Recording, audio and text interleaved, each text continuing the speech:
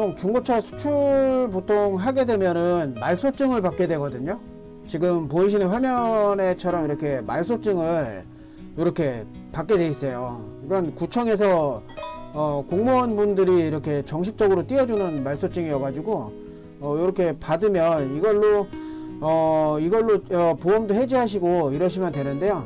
보통 말소증을 사실 중고차 업체 중에 말소증을 좀 느리게 주는 업체들 조금 조심하시길 바라겠습니다. 왜냐면은 말소증을 바로 주시지 않으시고 이거를 늦게 주시는 이유가 여러 가지가 있겠죠. 물론 바쁘셔서 못 주시고 그러는 분도 뭐 상당도 계셔요. 그리고 수출 단지도 대단지이기 때문에 업체가 정말로 많습니다. 저뿐만이 아니고 업체가 정말 많은데 그 업체 중에서 바빠서 어떤 여러 가지 이유로 말소증을 못 주고 있는 상황이 있을 수가 있긴 하거든요. 근데 빨리 안 주거나 느리게 준다 이런 업체랑은 거래를 하시면 절대 안 됩니다.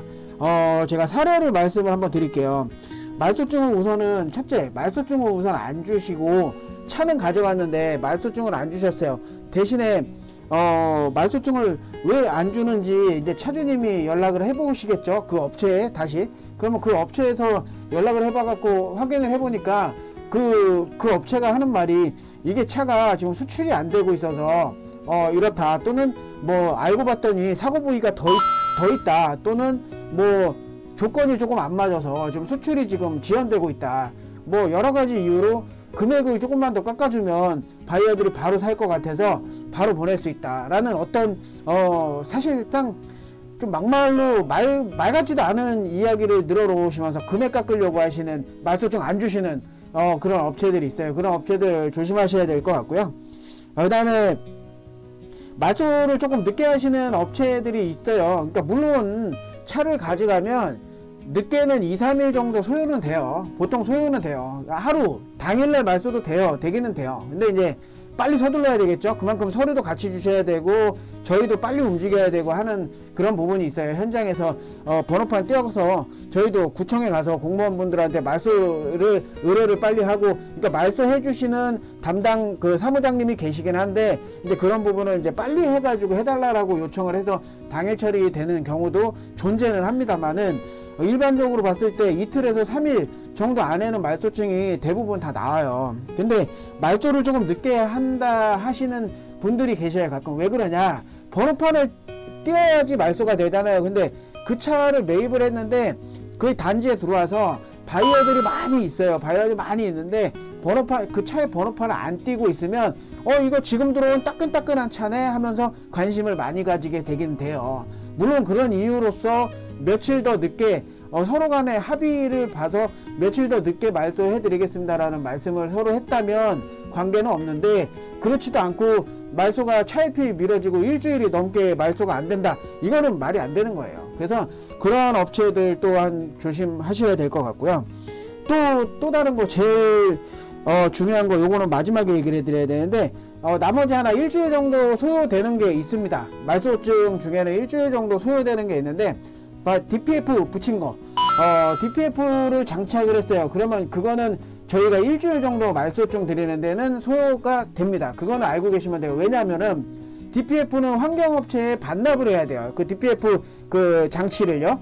DPF 장치를 달았잖아요. 그 머플러 쪽에.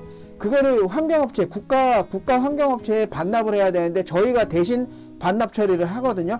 그러면 환경업체에서는 그걸 받고 처리를 해서 반납 완료, 이게 찍히면 저희는 그걸 가지고 서류를 꾸려서 말소를 하기 때문에 그게 2, 3, 4일, 5일 이렇게 소요가 돼요. 그러다 보면 그거는 일주일. 그래서 DPF 붙어있는 차 중에는 말소할 때는 일주일 가까이는 걸리니까 그거는 기다려 달라는 말씀을 전달을 해드리는 거죠. 그런 부분이 있고요. 마지막 부분, 제일 악덕 부분인데 돈이 없는 부분입니다. 사장님들이.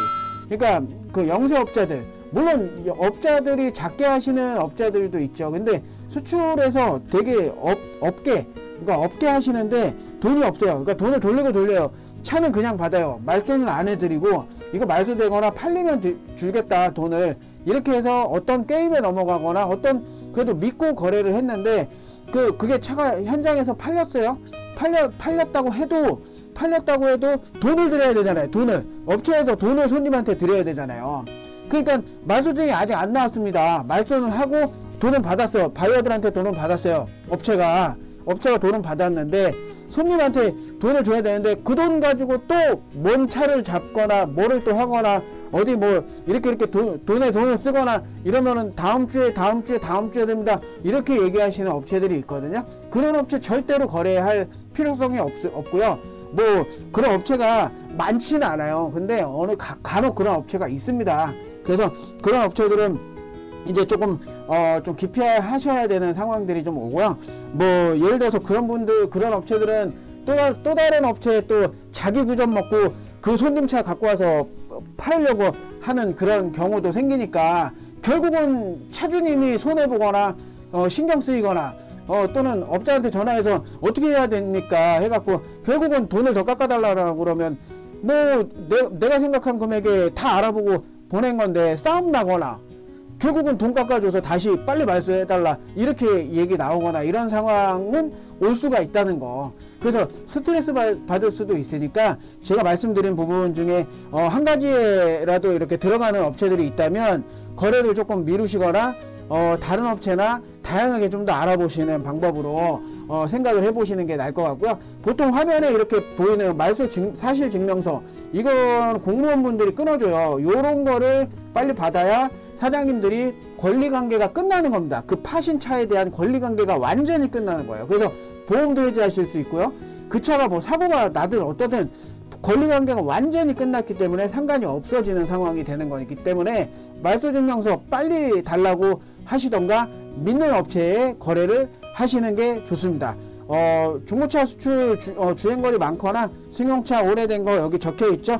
여기 이쪽에 적혀 있네요. 네, 이쪽에 적혀 있는 거 보시고요. 저 위에 전화번호 궁금하신 거 있으시면 해외 수출 다 되는 차, 오래된 차 폐차하시지 마시고 저 중고차 수출 보내시고요. 저희한테 연락 한번 주시면 상담 드리겠습니다. 예, 감사합니다.